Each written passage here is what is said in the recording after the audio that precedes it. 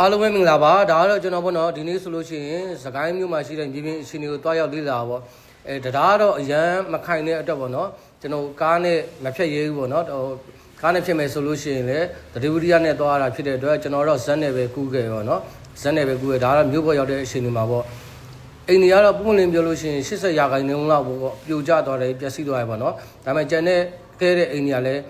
အကောင်းတွေတော့မကျန်ဘူးပေါ့ဒါကတော့မြို့ထဲမှာဆိုလို့ရှိရင်ကျွန်တော်လိုက်ပြီးတော့ဗီဒီယိုမှတ်တမ်းလေးယူတာပေါ့တခြားနေရာတွေလည်းအများကြီးကြံသေးတယ်ပေါ့နော်အဓိကကတော့ကျွန်တော်အကြံပေးချင်တာကတော့ဘယ်လိုလဲဆိုလို့ရှိရင်ဒီမှာဆိုလို့ရှိရင်ကျွန်တော်တို့ကေစီသမားကြီးဆိုလို့ရှိရင်ကျွန်တော်ဗဖိုးတွေဘာတွေကဘယ်လိုမှမလုံလောက်ဘူးဆိုတာကပြိုကျတဲ့တိုက်အရေးအတွက်ပေါ့နော်အိမ်တွေအရေးအတွက်နဲ့ရှိတဲ့ကေစီဝန်ထမ်းတွေနေရာဘယ်လိုမှမငြင်းမြောက်ဖြစ်တဲ့အတွက်တချို့နေရာတွေမှာဆိုလို့ရှိရင်လူတွေအလောင်းတွေရှိရပေါ့နော်အလောင်းတွေမပေါ်သေးတဲ့နေရာတွေလည်းအများကြီးရှိတယ်ဒါကတော့မြေပြင်ချင်းနေဒီနေ့တွားရောက်ခဲ့ရပါတွားရောက်ရင်တော့မှကျွန်တော်ဒီနေ့လည်းမှာဆိုလို့ရှိရင်ကျွန်တော်လက်ဖေးဆိုင်မှာထမင်းလေးဝင်စားတော့ပေါ့နော်ငလင်လောက်လို့ဆိုပြီးကျွန်တော်တို့ရှောင်ရသေးတဲ့အခြေအနေရှိရပေါ့နော်ဒါကတော့ကျွန်တော်လည်းဖြတ်မသွားရပါဘူးအများကြီးလည်းဖြတ်ခွင့်မပေးဘူးပေါ့နော်အနေနဲ့ဖြစ်မှာဆိုလို့ဆိုပြီးတော့အဲ့လိုမျိုးတွားခဲ့တာပါဒါကတော့စကိုင်းမြို့ရဲ့လက်ရှိအခြေအနေပါဒါဆိုတောင်ပေါ်မှာဆိုလို့ရှိရင်လည်းဥပမာကျွန်တော်ဆရာလေးနေတဲ့ကျောင်းတွေဆိုလည်းအများကြီးပြိုသွားတယ်ဘုန်းကြီးကျောင်းတွေရောပြီးလို့ရှိရင်ဗလီရောပေါ့နော်ဘာသာရေးအဆောက်အအုံတွေရောဒါဆိုရင်မြို့ထဲမှာတော့မှဒီလောက်ဖြစ်တယ်ဆိုလို့ရှိရင်ပေါ့နော်အများကြီးပေါ့နော်အဓိကတော့ဒီမှာပြောတာဆိုလို့ရှိရင်ကျွန်တော်တို့တိုက်တွေအများကြီးဖြစ်တဲ့အတွက်ကျွန်တော်စားတော့ဆရာတွေတော့ဝယ်လို့ရနေသေးတယ်ပေါ့နော်စားတော့ဆရာလက်ဖေးဆိုင်လေးတွေကုန်းစုံဆိုင်လေးတွေတော့ရှိသလောက်ရောင်းပေးနေကြသေးတယ်ပေါ့အဓိကဘာလိုအပ်လဲဆိုလို့ရှိရင်ကျွန်တော်အခက်ခဲပြတာတော့ရေတို့ပါပေါ့နော်တောက်ရေတို့ပါလို့တော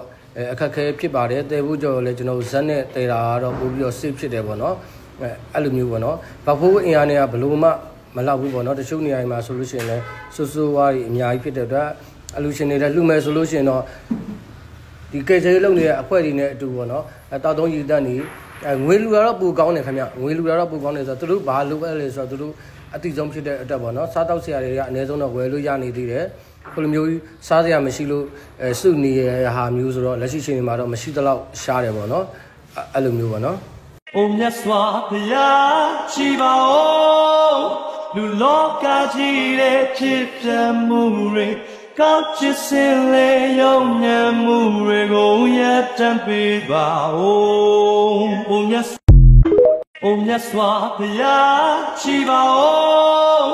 လူလောကကြီးရဲ့ဖြစ်ပြမှုတွေကောက်ချစ်စင်လေယုံညံမှုတွေကိုရတံပေးပါဦ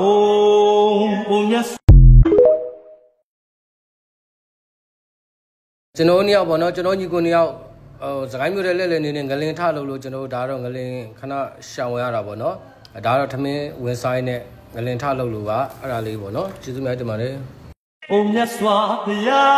ရှိပါဦးလူလောကကြီးရဲ့ဖြစ်ပြမှုတွေ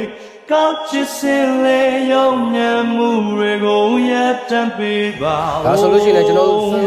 ပုံညာရှင်ပေါ့နော်တောင်တလမ်းမှာဆိုလေဒီကျောင်းဆိုလေပြိုသွားတာပေါ့နော်အောက်ထပ်တစ်လုံးပြီးသွားဒီမှာဆရာတော်တပါးလည်းပြန်လို့တော့မူသွားရပေါ့နော်ဘလို့မှထုတ်လို့မရသေးတဲ့အရှင်တွေပေါ့ဒီပပလေးမှာဆိုလို့ရှိရင်လည်းဆရာလေးကျောင်းတွေအများကြီးရှိတယ်အဲ့ဒါကြီးလည်းပြိုသွားရပေါ့နော်ဆရာလေး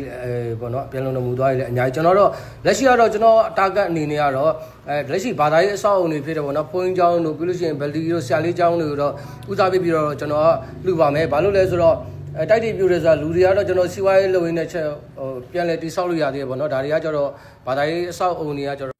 ဘာသာရေးအဆောက်အအုံတွေကကျတော့အလူရှင်တွေနဲ့ပဲရက်တည်ရတာဖြစ်တဲ့အတွက်ပေါ့နော်ကျွန်တော်တို့ဦးစားပေးနေတယ်လူမဲ့အခုဆိုလို့ရှိရင်လည်းကျွန်တော်ဆရာလေးကျောင်းပေါ့နော်ဒီဆရာလေးတွေစုနေတဲ့ကျောင်းရောက်ကြတယ်ဆရာလေးတွေမှာအဓိကဘာလိုအပ်နေလဲဆိုရင်ပေါ့နော်ချိုးရည်မရှိဘူးဆိုတာကကျွန်တော်တို့ကျောင်းဆောင်တွေအားလုံးပြိုသွားတဲ့အထဲမှာကျွန်တော်တို့မီးစက်တွေပြီးလို့ရှိရင်ရေစက်တွေပါသွားတဲ့အတွက်ချိုးရည်တောက်ရည်ဆိုလို့ရှိရင်လည်းမြေရည်တွေနဲ့ရောတောက်နေရတယ်ပေါ့နော်တချို့တလေလာလှူဒန်းတာတော့ရှိတာပေါ့အဲ့ဒါတွေအတွက်ကျွန်တော်တို့မနေ့ပြန်မီးစက်တစ်လုံးနဲ့ပေါ့နော်ဒီအကြီးတော့မဟုတ်မီးစက်နဲ့ဒီရေတင်လို့ရမယ့်မီးစက်နဲ့ရေစက်တစ်လုံးနဲ့တွားလှူမယ်ကျန်တဲ့ရေတန်လေးလည်းတွားလှူပါမယ်အားကြောင့်မို့တက်နိုင်တဲ့ဘက်ကလည်းပါဝင်ကူညီပေးကြပါအောင်လို့ကျွန်တော်တို့မေတ္တာရက်ခံချင်ပါတယ်ခင်ဗျာပေါ့နော်အလူငွေထည့်လို့ရမယ့် KB နံပါတ်လေးလည်းပြောပြပါအောင်ဆိုတော့ပေါ့နော်ဗဇက်ကပြောပြပါအောင်လို့ပြောတဲ့မိတ်ဆွေတွေတက်ပေါ့နော်ကျွန်တော် KB နံပါတ်နှလုံးနဲ့အလူငွေခံပါမယ်ကျွန်တော်ပေါ့နော်06453995ပေါ့နော် KB နံပါတ်ကတော့အောင်ရဲကျော်နာမည်နဲ့ပါ KB လေးရတယ်ဝေးပေးလေးရတယ်ပေါ့နော်အဲ့ဒီတလုံးရဲ့နောက်တစ်လုံးအောင်ဆိုလို့ရှိရင်တော့392694 9963ပေါ့နော်ဥအောင်ဆန်းလင်းနာမည်နဲ့ IKB နှစ်ခုတည်းရတာလက်ခံပါတယ်ကျန်တဲ့ဟာတွေတော့ကျွန်တော်လည်းမဆိုင်ပါဘူးဒါတော့ကျွန်တော် message လေးမှလည်းပို့ပေးပါမယ်တကယ်လို့ကျွန်တော်ဖုန်းလေးများတဲ့နေရာတွေတွားလို့ပေါ့နော်လှူထားတဲ့ဟာလေးကိုအဆက်အသွယ်များလို့ရှိရင်လည်းဒီ line ရတဲ့နေရာကြလို့ရှိရင်ပြန်လည်ပြီးတော့ကြီးညာပေးပါမယ်လှူတဲ့ငွေအမောက်ရဲ့အလူရှင်နာမည်ရဲ့လုပ်ငန်းစဉ်အမှတ်ပါရဲ့ KB screenshot လေးရဲ့ message ပေါက်လေးမှာပို့ထားပေးပါခင်ဗျာကျေးဇူးအများကြီးတင်ပါတယ်ခင်ဗျာ